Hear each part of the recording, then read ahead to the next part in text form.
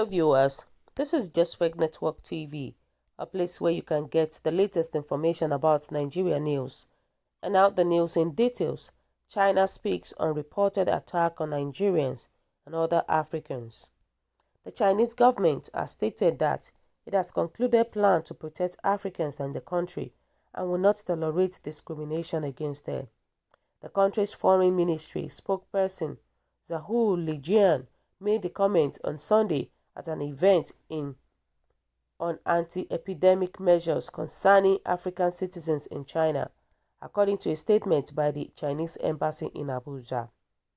Amid the fallout of the COVID-19 pandemic in China, several videos have emerged showing how some Chinese are harassing Africans, throwing them out of their homes and making them sleep on the streets in China. This has created a huge furor on the social media sites, Twitter. The videos that have drawn an hashtag #ChinaMustExplain are eliciting comments and questions from Nigerians on social media who have equally called on the Nigerian government as well as the Ministry of Foreign Affairs to look into the issues as a matter of urgency. Nigerian House of Representatives Speaker Femi Gbajabiamila had expressed displeasure to the Chinese ambassador to Nigeria over the alleged inhuman treatment meted out on some Nigerians by the Chinese authority. China-African relationship. In the official statement sent to Premium Times, Mr. L1V1ñ stated that China and Africa are good friends, partners and brothers, and China will not allow humiliation of Africans. Our friendship is forged on the basis of joint efforts to seek national independence, liberation, economic development, and better livelihood in the past decades. Such time-tested friendship is a treasure for both Chinese and African people. Humanity shines through the darkness of the epidemic, he said after the Ebola epidemic broke out in 3 West African countries in 2014. The Chinese government provided assistance at the earliest time possible and fought side by side African countries and people. Now faced with COVID-19 pandemic, China and Africa are again tiding over difficulties hand in hand, and our friendship is again elevated. We will not forget the support from Africa during our most difficult time. While overcoming difficulty at home, we also give love and care to all African citizens in China, especially African students. As the situation is getting more severe in Africa, the Chinese government and people have urgently delivered batches of supplies to the continent. Our assistance, conveying deep friendship for our African brothers and sisters, demonstrates our fine tradition of mutual assistance and mutual support, and has been highly acclaimed by African countries and the African Union. While to fight the virus at home, China has donated large amounts of test kits, masks, protective suits, goggles, face shield, forehead thermometer, medical use gloves, shoe covers, ventilators, and other supplies to the African Union and African countries part of the release noted. What we are doing to help Africans, Mr. L1V1ñ stated that China will continue helping African countries to the best of its ability. During our fight against the coronavirus, the Chinese government has been attaching great importance to the life and health of foreign nationals in China. All foreigners are treated equally. We reject differential treatment and we have zero tolerance for discrimination, he added. Since the outbreak, the authorities in Guangdong attach high importance to the treatment of foreign patients, including African nationals. Specific plans and proper arrangements are made to protect their lives and health to the best of our ability, thanks to which we were able to save the lives of some African patients in severe or critical conditions. The Guangdong authorities attach great importance to some African countries' concerns and are working promptly to improve their working method. He stated that those measures include providing health management services without differentiation, designating hotels for the accommodation of foreigners required to undergo medical observations and adopting price adjustment for those in financial difficulties. Others are setting up of an effective communication mechanism with foreign consulate general in Guangzhou and rejecting all racist and discriminatory remark.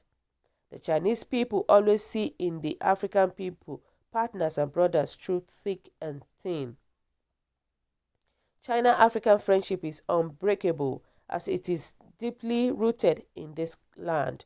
African friends can count on getting fair, just cordial and friendship reception in China. He said the country's foreign ministry will stay in close communication with the Guangdong authority and continue responding to the African side reasonable concern and legitimate appeal.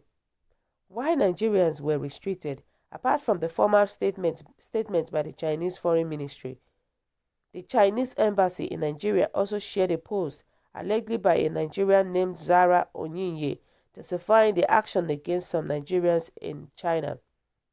In her post, Ms. Onyinye said the main reason movement by Nigeria was being restricted was because many of them were just returning to China. Before the Chinese borders were closed, many Nigerians have also entered China to do business.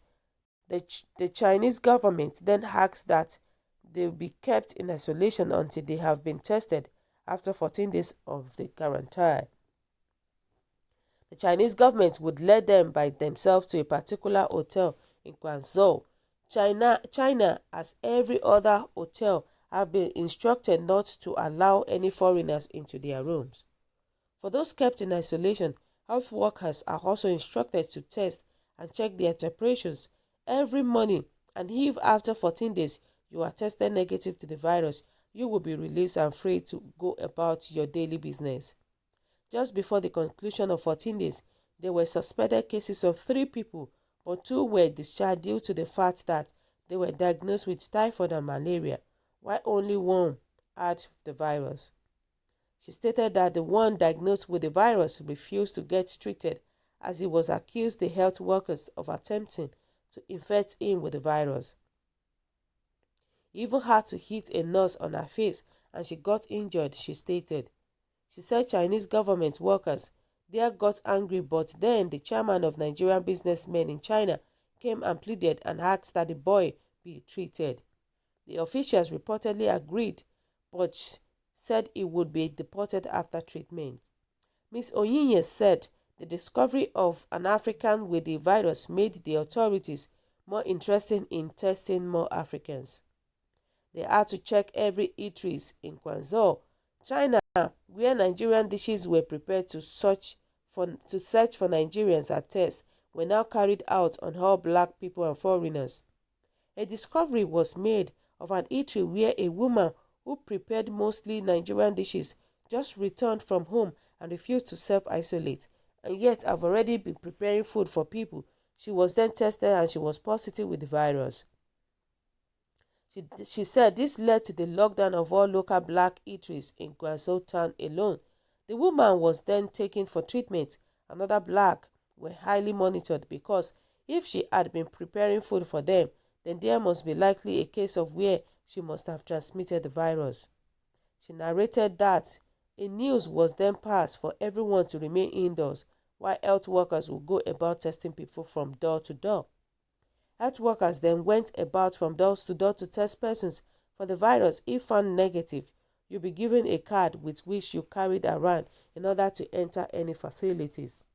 Nigerians at the hotel started ravaging and kept shouting that they should be set free, for they can't be kept locked up for more than 14 days. Some even had to force their ways through and exit the hotel. She said there was an order that anyone who leaves the hotel premises should not be allowed to come back in, but yet Nigerians left to the market and they returned. They were not allowed to go in.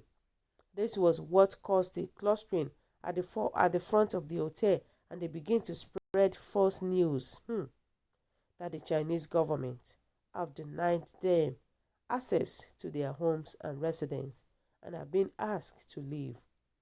She stated that many Nigerians disobeyed the sit-at-home law and were nowhere to be found, when health workers visited their homes for testing.